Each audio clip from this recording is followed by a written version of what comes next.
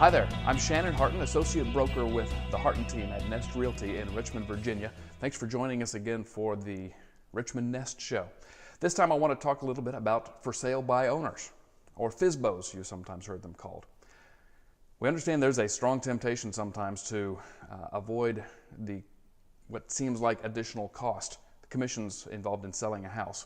And so the temptation to put a for sale by owner sign out in front of your house might be in your head. Now, we often tell people when we're talking to them about selling a house, we don't fault people for trying that because, if you can save a few percent, put that extra percent in your house without lifting a finger, then hooray for the home team. We don't discourage people from trying necessarily. We just want people to know what they're getting into. So we've got a recent blog post that details 10 reasons that you might want to think twice before going F.S.B.O. I'm going to go over the first 5. I think the 5 most important. Number 1 is perception of your prospective buyer in the market. A lot of times they don't see a for sale sign out there. It doesn't look like for sale. It looks like on sale. You know the difference? And when things are on sale at the discount store, it means you can get them for less. And that's often the perception of the prospective buyer when they see a for sale by owner. They think it's on sale, there's a bargain to be had. And there goes quite a few percentage out of your pocket. In fact, studies year after year show that for sale by owners wind up selling their house for between 15 to 30% less than homes that are exposed to the broad market through the realtor community. So to save a few percent can cost you 15 to 30%. So do that math first. Number 2 on the list is that buyers are very uncomfortable in most cases dealing directly with a seller. If you're asking them to call you directly and grill you on the quality of your home, meet you there at the house and get a tour directly from you, it can be pretty uncomfortable for the buyer. Believe me, it can be pretty uncomfortable for you too, because it's an emotional process at that point. It's prospective new owner talking to the current owner and fraught with all kinds of emotional challenges.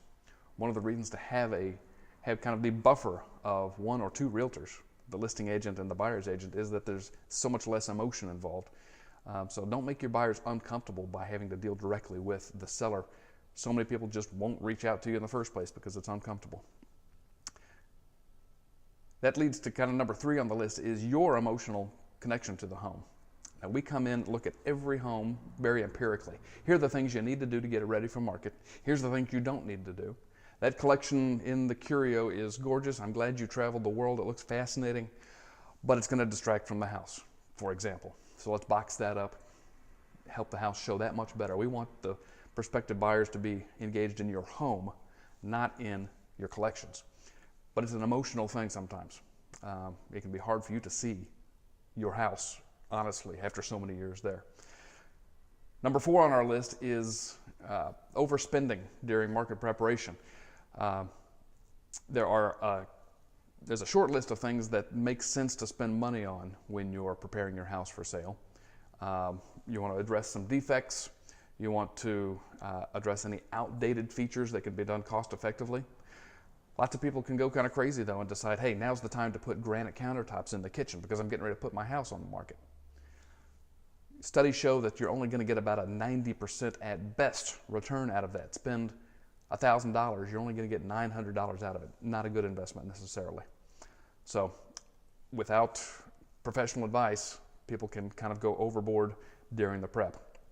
And number 5 on our list is issues with commissions. Now, nobody has to offer a commission to any buyer's agent, not required. But if you go into a for sale by owner marketing plan and you don't plan on offering commissions, you have to realize that those buyer's agents out there driving the best qualified buyers around town are not doing so for free indefinitely. They haven't charged their clients. They're driving them around, banking on being paid at the end once they have written a contract, gotten it through closing. They're banking on earning some percentage from a seller. If they know that they're not going to earn a commission from yours, their incentive to sell your house, even show your house, is very low. So the complication of not offering a commission or offering a below market rate commission, which varies from town to town, state to state, even micro market to micro market. But if you're less than that average, then you're going to lose out on prospective buyers and it's going to cost you money. Now, on that note, lots of people think, hey, I've got a gorgeous house in a great neighborhood. My house is going to sell one way or the other. It might be true, but it might not be for full price. So keep that in mind. Keep that in mind. When you're doing the math, don't be penny wise and pound foolish, thinking you could save a few percent. That's going to wind up costing you way more percentage points at the end. Don't overspend on improvements, and don't get yourself into a highly emotional situation that's going to cost you sanity and cost you money. There are 5 more reasons on our website to think carefully before you go into a for sale by owner market.